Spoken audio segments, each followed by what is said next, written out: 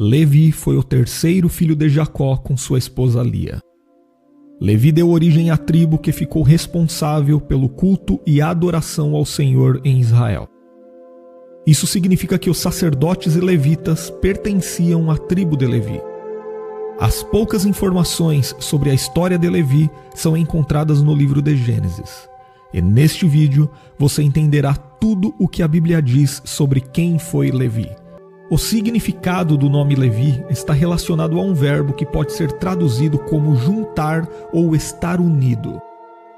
Quando Levi nasceu, sua mãe Lia declarou: "Meu esposo se unirá a mim desta vez, porque 3 filhos lhe tenho dado."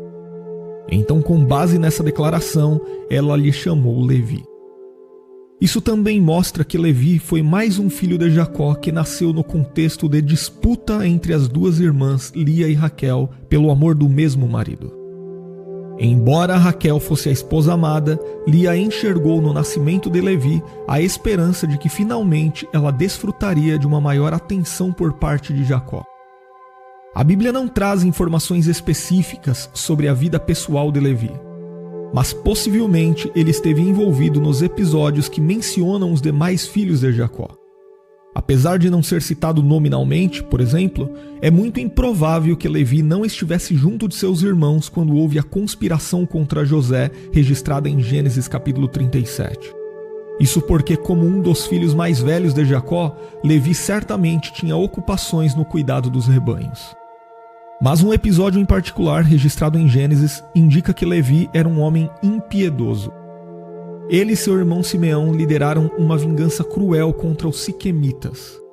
Diná, irmã de Levi, havia sido violentada pelo filho do líder das terras de Siquém.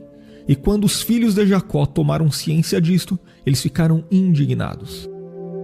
A história registrada em Gênesis capítulo 34 diz que o pai do rapaz procurou Jacó para tentar resolver a situação, pois o jovem estava apaixonado por Diná. Então ele foi até Jacó pedir que Diná fosse dada ao seu filho em casamento.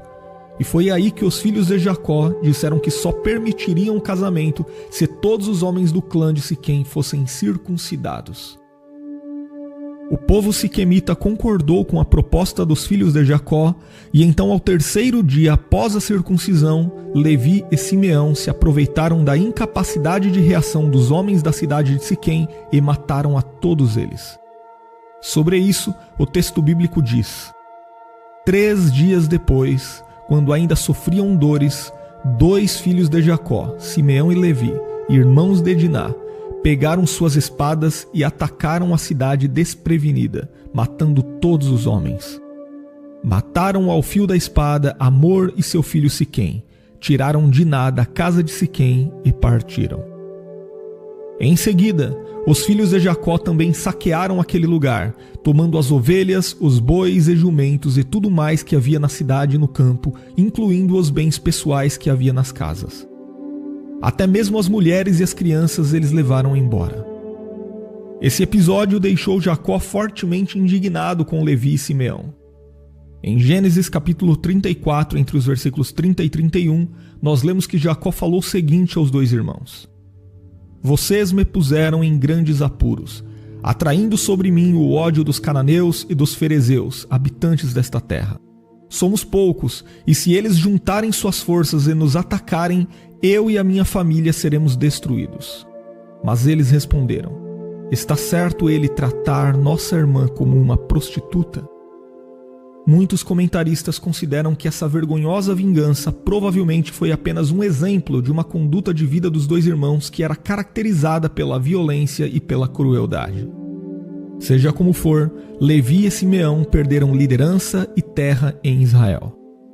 Por isso, muitos estudiosos indicam que esse episódio serve para explicar o motivo pelo qual Jacó ignorou Simeão e Levi e não passou a nenhum deles o direito de primogenitura perdido por Rúben.